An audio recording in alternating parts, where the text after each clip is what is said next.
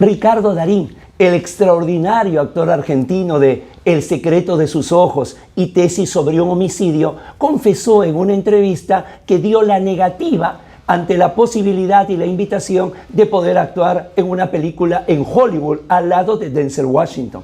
Y sugirió que la razón objetiva, la de mayor peso, era que si aceptaba realizar esa película, tendría que haber pensado en otro idioma, tendría que haber pensado en inglés y no se sentía cómodo de esa forma. En otras palabras, lo que estaba diciendo el actor de 9 reinas y un cuento chino era que no estaba dispuesto a cambiar de paradigma. Bueno, pero es Darín y él podía escoger. A nosotros los abogados también nos han cambiado de paradigma.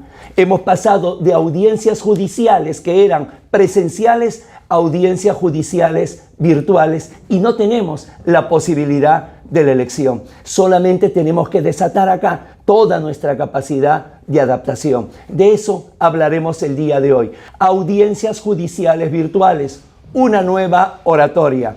No olvide suscribirse, no olvide difundir. Sean todos bienvenidos.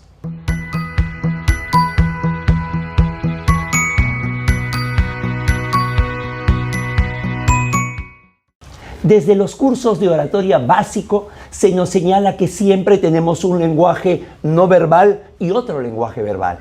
El lenguaje no verbal a su vez puede ser el lenguaje espontáneo. Cada vez que comenzamos o desarrollamos la asesoría para que obtengan el grado de bachiller, de magíster o de doctor, les señalamos eso. Su sola imagen ya es un lenguaje.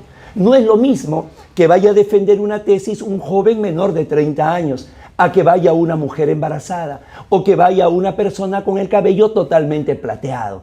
Lo mismo en una audiencia judicial que vaya un abogado mediático, reconocido, renombrado, a que vaya un abogado que se maneja con otro perfil. A eso lo llamamos el lenguaje no verbal espontáneo. Y está el otro, el que generalmente se enseña en los cursos de oratoria, que es el lenguaje no verbal actuado. El momento de juntar las manos, el que nunca deben cubrir el rostro, el que siempre deben de impulsar un movimiento hacia adentro o que debe servir para reforzar la frase que uno señala.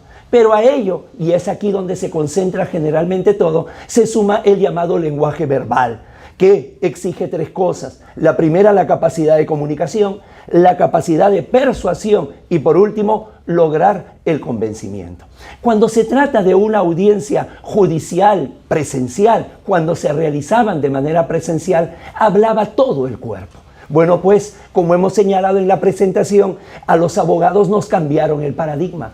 Hoy tenemos una audiencia judicial virtual donde ya no habla todo el cuerpo, es imposible. Habla el rostro y si estamos compartiendo el espacio con otra persona, el rostro todavía lleva barbijo o mascarilla. De tal manera que este cambio de paradigma implica que ha cambiado la forma de emitir el mensaje, la forma que tenemos para poder ejercer la defensa y ha cambiado diametralmente.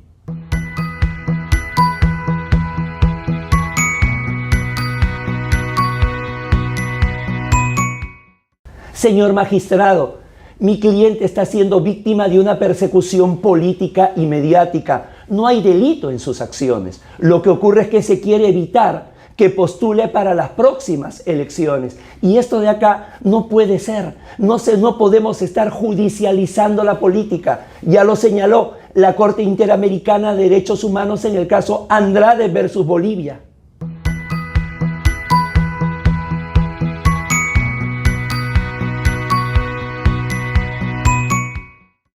Señor magistrado, mi defendido es víctima de una persecución política y mediática. En los hechos no se demuestra que haya cometido algún delito y no podemos permitir la judicialización de la política. Esto ya lo ha señalado la Corte Interamericana de Derechos Humanos en el caso Andrade versus Bolivia. Entonces, ¿qué cosa es lo que nos queda?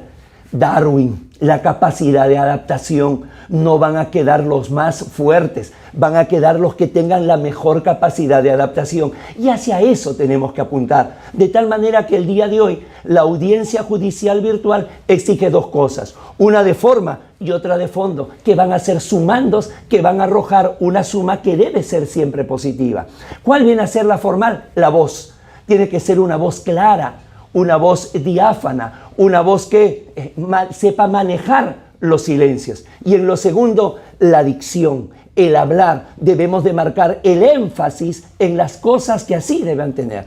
O el ritmo. Cuando establecemos un alto en la voz o cuando establecemos una disminución en la voz. Y cuando hablamos de ritmo, hablamos de la musicalidad que deba tener nuestro mensaje.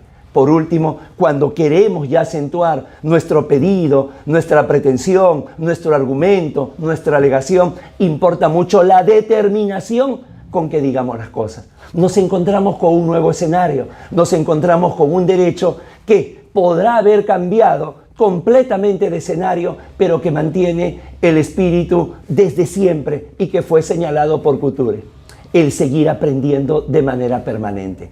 Punto final. Muchísimas gracias por su tiempo. Con su permiso.